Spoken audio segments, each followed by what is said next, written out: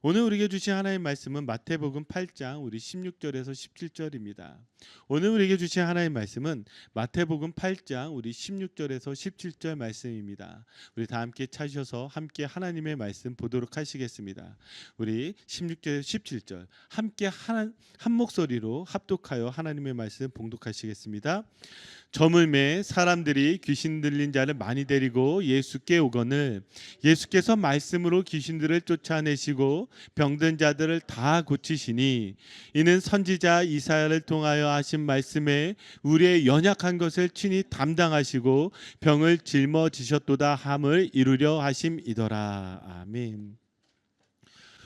우리가 오늘 마태복음 8장을 보는데요. 이 마태복음 8장 1절은 이렇게 시작합니다. 예수께서 산에서 내려오시니 수많은 무리가 따르니라. 예수님께서 산상수훈의 말씀을 마치시고 이 땅으로 내려오신 것입니다.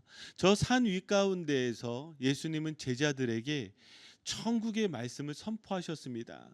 자, 그런데 이제 그 말씀이 끝나자 산에서 내려오셔야만 했지요. 저는 이 장면이 마치 오늘날 이 시대를 살아가는 우리가 주일날 함께 모여 예배드리는 모습과 똑같다 생각을 하였는데요. 우리가 함께 이 자리에 모여서 하나님의 말씀을 듣고 다시금 천국 백성으로 하나님 나라 백성으로 어떻게 살아가야 될지를 마음을 다집니다. 그리고 이 예배가 끝나면 어떻게 해야 되죠? 저 세상으로 저 현실로 나가야 되는 것이죠. 마찬가지로 지금 이 산상수훈의 말씀이 마치고 이제는 다시 예수님은 이 세상에 내려오셔야 했습니다. 현실을 맞이해야만 했던 것이죠. 저는 여기에서 이런 질문이 생겼습니다. 산상수훈 말씀 이후에 예수님은 우리에게 무엇을 보여주고 싶어 하실까? 산상수훈의 말씀을 가지고 이 세상 가운데서 어떻게 살아가야 하는 것일까? 이 질문 가운데 예수님은 이 세 가지의 모습을 보여주셨습니다. 마태복음 8장은요, 산상수훈 사건 이후에 세 가지의 병고침 사건을 보여주는데요. 첫 번째는 나병 환자를 고치는 사건, 하나는 백부장의 하인 중풍병을 고치는 사건, 세 번째는 베드로의 장모 열병을 고쳐주는 사건입니다. 그래서 이 사건을요 16절에 한 구절로 이렇게 말씀을 하고 있는데 우리 함께 같이 읽어볼까요? 시작.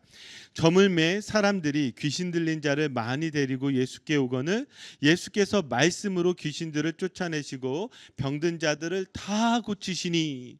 지금 예수님께서 이 산상수훈 말씀 이후에 이 세상에 내려오셔서 하시는 일은 무엇이었냐면 귀신들을 쫓아내시고 병든 자들을 고치셨다라는 거예요.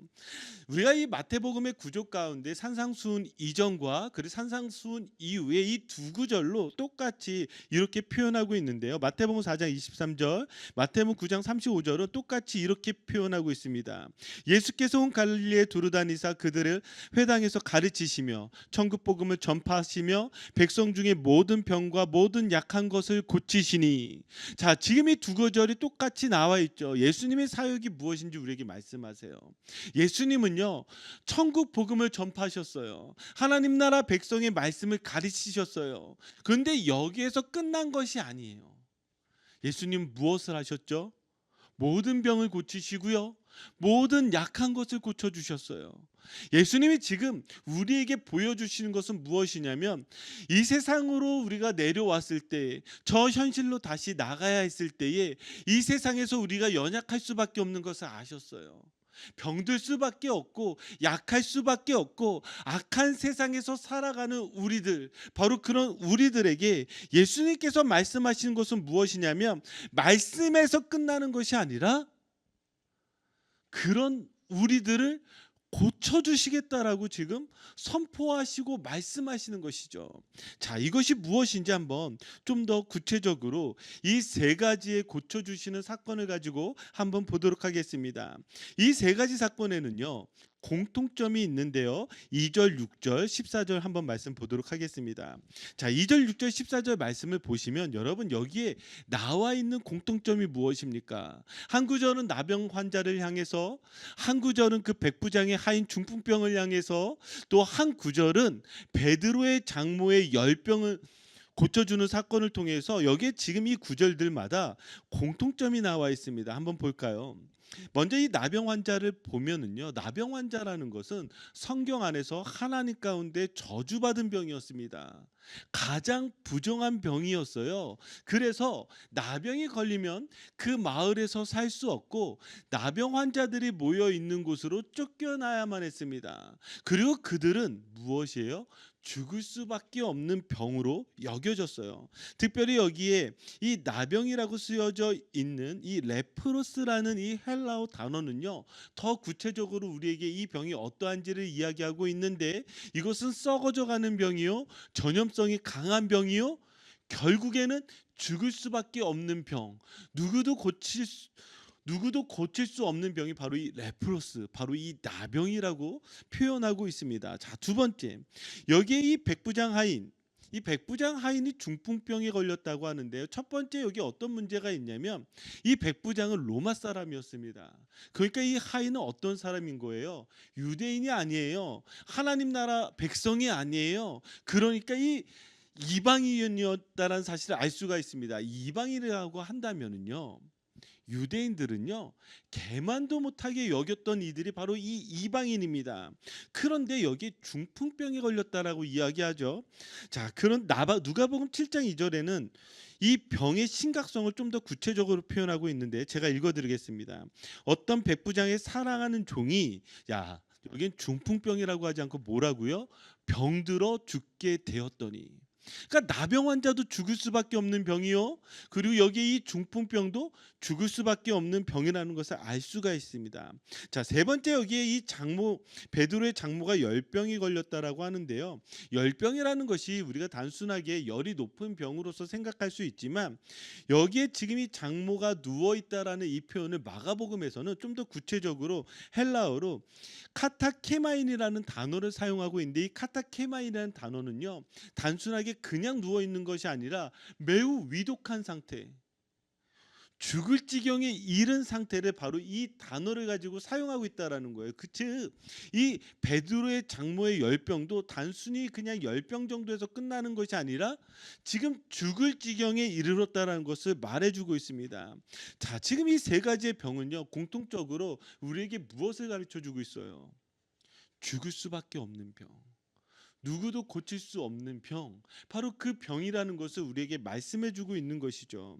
자, 우리가 한번 이 큰 그림 안에서 생각을 해본다면 예수님께서 지금 산상수훈 이후에 지금 이 세 가지 사건을 연결해서 지금 우리에게 보여주시는 이유는 이 땅 가운데서 살아갈 우리가 어떤 병이 있는 거예요? 죽을 수밖에 없는 이 병 가운데 놓여 있다는 것을 예수 그리스도께서 알고 계시다라는 거예요. 단순하게 예수님은 지금 우리에게 말씀만을 전하신 것이 아니라 이 말씀 넘어서 죽을 수밖에 없는 병 가운데 놓여진 우리를 향해서 예수님이 오셨다라는 사실이죠. 여러분 기억하십시오. 복음의 시작은요. 절망에서부터요. 죽을 수밖에 없다는 사실을 아는 것에서부터요. 그래서 오직 예수 그리스도를 통해서 이 병으로 나을 수 있다는, 구원받을 수 있다라는 그 사실, 바로 그것이 복음의 시작이라는 것입니다. 예수님은 지금 우리에게 이 험난한 현실과 세상 가운데에서 병 걸리고 연약하고 죽을 수밖에 없는 우리에게 복음이 무엇인지를 말씀하고 싶어 하시는 거예요. 자, 그래서 두 번째 공통점을 보면 더 구체적으로 우리가 알 수 있는데, 자, 예수님께서 어떻게 고쳐 주시는지 3절, 7절, 15절입니다. 자, 우리 그럼 같이 한 목소리로 어떻게 고치시는지 한번 읽어 보도록 하겠습니다. 읽겠습니다.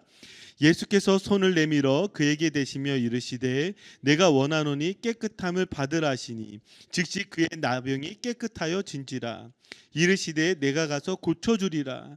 그의 손을 만지시니 열병이 떠나가고 여인이 일어나서 예수께 수종 들더라. 아멘. 자, 예수님께서 지금 이 병들을 고쳐주실 때에 말씀으로 고쳐주시면 돼요. 나병아 깨끗하여질지라, 중풍병아 나을지어다. 그리고 이 열병아 떠나갈지어다. 말씀으로 고치실 수 있어요. 그런데 여기에 지금 이 세 구절마다 예수님께서 독특한 행동을 하시는데 그것이 무엇이냐면, 자 3절을 보니까 손을 내밀어 그에게 대셨다 그래요. 자 7절을 보니까 이방인인데 이방인을 멀리해야 되는데 이 이방인을 향해서 내가 가서 고쳐주리라 이렇게 말씀하세요. 자 15절을 보니까 저 죽어져가는 저 여인을 향해서 예수님 무엇을 하셨죠? 손을 만지셨다라 그래요. 지금 이 모습이요 매우 독특한 모습인데요. 자 우리 레위기 말씀을 보면 레위기 5장 3절입니다. 제가 읽어드릴게요. 만일 부지 중에 어떤 사람이 부정에 닿았는데 그 사람의 부정이 어떠한 부정이든지 그것을 깨달았을 때에는 허물이 있을 것이요. 자, 이 레위기 율법 가운데 무엇을 말씀하고 있어요? 부정한 것에 내가 닿으면 나도 부정해진다라는 거예요. 부정한 것에 닿으면 나도 부정해진다라는 거예요. 예수님은 지금 이 병들어 죽어가고 있는 이들을 향해서 그냥 내버려 두시는 것이 아니라 말씀만으로 고치시는 것이 아니라 무엇을 하셨다고요? 손을 내미셨고 그 손을 대셨고 만져주셨다라는 거예요. 그러면 어떻게 하시겠다라는 거예요? 그 부정한 것이 예수님 가운데 똑같이 옮겨져서 예수님도 부정해지신다라는 것이죠. 자, 이 말씀을 그래서 17절에 이렇게 말씀하고 있습니다. 자, 우리 함께 읽겠습니다. 시작. 이는 선지자 이사야를 통하여 하신 말씀에 우리의 연약한 것을 친히 담당하시고 병을 짊어지셨도다 함을 이루려 하심이더라. 아멘. 여기에 지금 무엇이라고 이야기하고 있습니까? 우리의 연약한 것을 친히 담당하시고, 여기 나와 있는 이 친히는 자기 자신이, 즉 예수님께서 우리의 연약한 것을 담당해 주셨대요. 무엇을 통해서요? 그 병자들을 만져주시는 것과 같이 죽을 수밖에 없는 우리, 제 가운데 있는 우리, 부정한 우리를 향해서 예수님께서 손을 내미시고 손을 대어주시고 만져주시고 그 우리의 죄와 우리의 부정한 것과 우리의 연약한 것을 예수님께서 친히 담당하시고 십자가를 지셨다라고 그렇게 우리에게 선포하고 계신 거예요. 이 말씀을 그래서 좀 더 구체적으로 이사야서 53장 4절 5절에 이렇게 나와 있습니다. 중요한 말씀이니 우리 한 번 더 같이 한 목소리로 읽겠습니다. 시작. 그는 실로 우리의 질고를 지고 우리의 슬픔을 당하였거늘 우리는 생각하기를 그는 징벌을 받아 하나님께 맞으며 고난을 당한다 하였노라. 그가 찔림은 우리의 허물 때문이요 그가 상함은 우리의 죄악 때문이라. 그가 징계를 받음으로 우리는 평화를 누리고 그가 채찍에 맞음으로 우리는 나음을 받았도다. 아멘. 여기에 뭐라고 이야기하고 있어요? 그가 찔림은 그가 허물 우리의 허물 때문이 아니라 그의 상함은 우리의 죄악 때문이라. 찔리고 상함이 우리의 허물과 죄악 때문이라고 명확하게 이야기하고 계세요. 예수님은요 우리를 살리시기 위해서 우리에게 손을 내미시고 손을 대시고 우리를 만져주시고 우리를 바로 그 죄 가운데서 건져내어 주셨다라고 말씀을 선포하고 있는 것입니다. 여러분 이것이 얼마나 놀라운 은혜입니까? 여러분들의 인생을 살아가면서 어려운 일을 겪어보셨죠? 뭐 빚을 지기도 하고 사기도 당해보기도 하고 그 어려운 일들을 당하셨을 때 여러분 사람들은요 그 어려운 사람 당한 사람에게 찾아가지 않습니다. 그렇지 않아요? 세상적으로 내가 잘 나가고 돈도 잘 벌고 능력도 있고 무언가 가진 것들이 많으면 많은 사람들이 모여오기 시작합니다. 그런데요 내가 돈도 없고 내가 능력도 없고 못나고 병들고 죽을 지경에 이르렀을 때 사람들은요 다가가지 않아요. 그렇지 않습니까? 이 세상을 살아가면서 우리가 힘든 이유들은 무엇이냐면 왜 발버둥 쳐요? 그래야지만 사람들이 내게 오거든요. 그런데 예수님은요 내가 가장 연약할 때 내가 가장 힘들 때 내가 가장 어려울 때 내가 가장 눈물을 흘리고 있을 때 예수님은 우리를 그냥 내버려 두는 것이 아니라 내게 향해서 무엇이에요? 손을 내밀어 주시고 나를 붙잡아 주시고 다시 그 안에서 살려주시는 것이 예수 그리스도의 사랑이신 줄 믿습니다. 저는 오늘 예배 가운데서 어쩌면 여러분들이 인생의 이 무게 때문에 눈물을 흘리시고, 또한 병든 것 때문에 아파하시고, 또 힘들어하시고, 어려워하시고, 좌절하시고, 절망하시고, 그럼에도 불구하고 이 예배 가운데 나온 여러분들이 계시다면 저는 오늘 이 말씀으로 축복하길 원합니다. 예수님은요, 세상 모든 사람들이 여러분들을 버릴지라도 절대로 여러분들을 버리시지 않으세요. 예수님은 우리의 연약한 것을 친히 담당해 주신다라고 말씀하신 거예요. 여러분들을 고쳐 주실 줄 믿습니다. 아멘. 여러분들을 낫게 하여 주실 줄 믿습니다. 아멘. 그 믿음으로 오늘 말씀 가운데 나가셔야 돼요. 자, 그래서 우리가 마지막 다시 한번 집중해서 봐야 되는 것이 무엇이냐면, 예수님이 이들을 향해서 손 내밀어 주시고 이들을 고쳐 주실 때에, 예수님께서 이들을 구원해 주실 때에 지금 세 가지의 믿음의 모습이 나옵니다. 어떻게 믿음으로 나아가는지 한번 보도록 하겠습니다. 자, 첫 번째는 무엇이냐? 이 나병 환자입니다. 나병 환자는요, 원하시면 원하노니를 여러분들이 기억하실 필요가 있습니다. 한번 따라 볼까요? 원하시면 원하노니. 이게 바로 첫 번째 믿음의 모습입니다. 나병 환자가 예수님께 나왔어요. 나병 환자가 예수님께 나왔을 때에 예수님, 제 병을 고쳐주세요. 제 나병을 깨끗하게 해주세요. 이렇게 말해야 되잖아요. 그런데 그는 그렇게 말하지 않습니다. 뭐라고 말하는 줄 아십니까? 주님, 원하시면 나를 깨끗하게 하실 수 있나이다. 주님, 원하시면 나를 깨끗하게 하실 수 있나이다, 이렇게 말해요. 그러니까 예수님이 뭐라고 말씀하시죠? 3절입니다. 예수께서 손을 내밀어 그에게 대시며 이르시되 내가 원하노니 깨끗함을 받으라 하시니 즉시 그의 나병이 깨끗하여 진지라.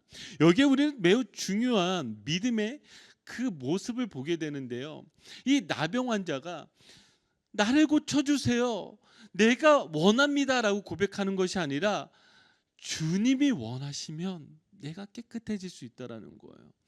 여러분, 기도할 때 어떻게 기도하세요? 이렇게 기도하지 않으세요? 주님, 내가 원합니다. 내가 원하는 대로 해주세요. 주님, 내가 이렇게 원하고 있으니 이것을 내 원대로 해주세요. 이렇게 기도하잖아요. 그런데 여기에서 우리가 보게 되는 가장 중요한 믿음의 모습은 무엇이냐면, 내가 원하는 게 중요한 게 아니에요. 주님이 원하시는 게 중요해요. 주님이 원하시면 이루어지는 거예요. 그런데 여기 뭐라고 이야기한다고요? 3절을 보니까 내가 원하노니 깨끗함을 받으라. 여러분들의 이 어려운 문제들 있잖아요, 여러분들만 원하는 게 아니라 우리 주님도 원하세요. 고쳐주길 원하세요. 깨끗하게 해주길 원하세요. 해결해 주길 원하세요. 그렇다고 한다면 우리 어떻게 믿음으로 나가야 되죠? 주님 원하시면 나를 바꾸실 줄 믿습니다. 주님 원하시면 나를 고쳐주실 줄 믿습니다. 주님 원하시면 나를 이 어려운 가운데서 건져내어 주실 줄 믿습니다. 이것이 중요한 우리의 믿음의 모습인 줄 믿습니다. 아멘. 자, 두 번째는요, 다만 말씀으로 하옵소서입니다. 이 백부장이 예수님을 찾아왔고 죽을 지경에 이른 자신의 하인을 고쳐달라고 하였을 때에 예수님께서 뭐라고 대답하셨죠? 내가 가서 찾아가겠노라, 그리고 고쳐주겠노라. 예수님이 이렇게 말씀하셨단 말이죠. 그런데 백부장은요, 뭐라고 말씀하세요? 다만 말씀으로만 하옵소서, 이렇게 이야기합니다. 그러면서 그가 뭐라고 이야기하냐면, 내가 군사인데 나도 누군가를 모시고 있고 나도 누군가를 데리고 있습니다. 그러면 어떤 이야기라는 거예요? 내가 나의 군사들을 향해서 이것을 하라 하면 이들이 이것을 하고 저것을 하라 하면 그들이 저것을 합니다. 하물며 예수님, 우리 집에 들어오는 것을 감당치 못하겠사오니 무엇이요? 다만 말씀으로만 하옵소서, 이렇게 이야기하는 거예요. 그러니까 예수님이 이 믿음에 뭐라고 이야기하냐면 10절입니다. 같이 한번 읽겠습니다. 시작. 예수께서 들으시고 놀랍게 여겨 따르는 자들에게 이르시되 내가 진실로 너희에게 이르노니 이스라엘 중 아무에게서도 이만한 믿음을 보지 못하였노라. 아멘. 왜 예수님이 지금 칭찬하는 거예요? 왜 칭찬하시죠?